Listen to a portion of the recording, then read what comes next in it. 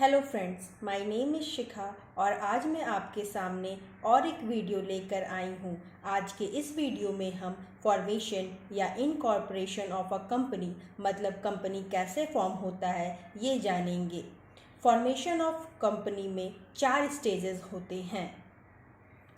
पहला स्टेज है formation, second stage है इनकॉर्पोरेशन और registration of a company, third step है capital subscription and fourth stage है commencement of business.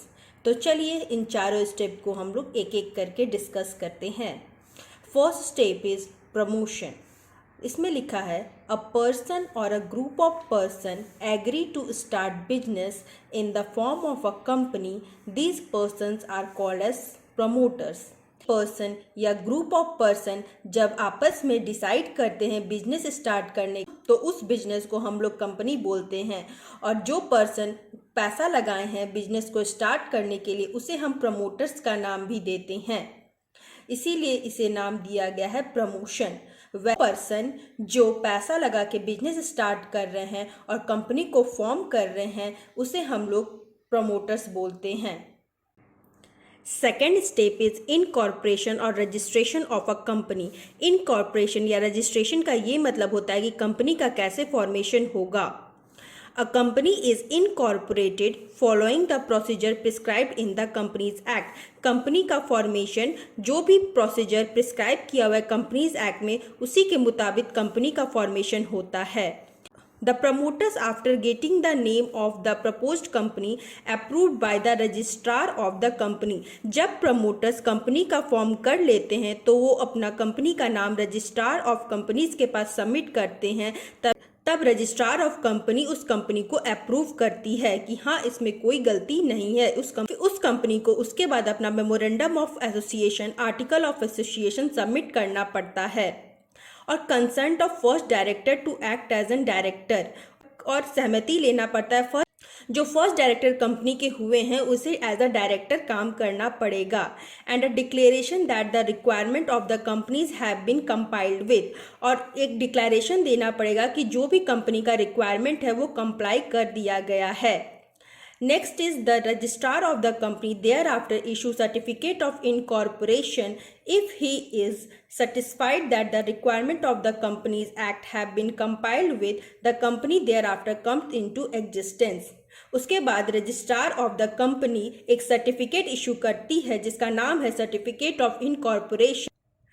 Registrar of company issue करती है सर्टिफिकेट ऑफ इनकॉर्पोरेशन जब उनको पता चल जाता है कि सभी रिक्वायरमेंट पूरा हो गया है कंपनीज एक्ट के मुताबिक। फिर the company come into existence, फिर कंपनी एग्जिस्टेंस में आ जाती है। सेकेंड स्टेप को हम लोग समराइज कर देते हैं।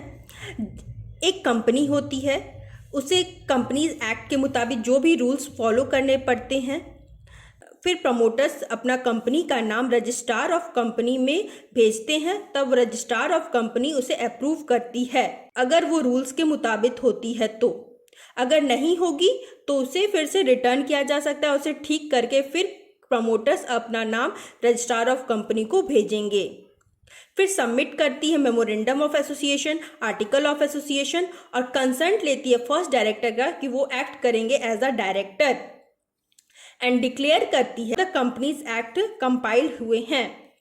फिर रजिस्ट्रार ऑफ कंपनी इशू करती है सर्टिफिकेट ऑफ इनकॉर्पोरेशन जब देखती है कि वो सारा रिक्वायरमेंट पूरा कर दिया गया है एज पर दी रूल्स एंड रेगुलेशन। फिर कंपनी एग्जिस्टेंस में आ जाती है। Third and last point is capital subscription and commencement of business.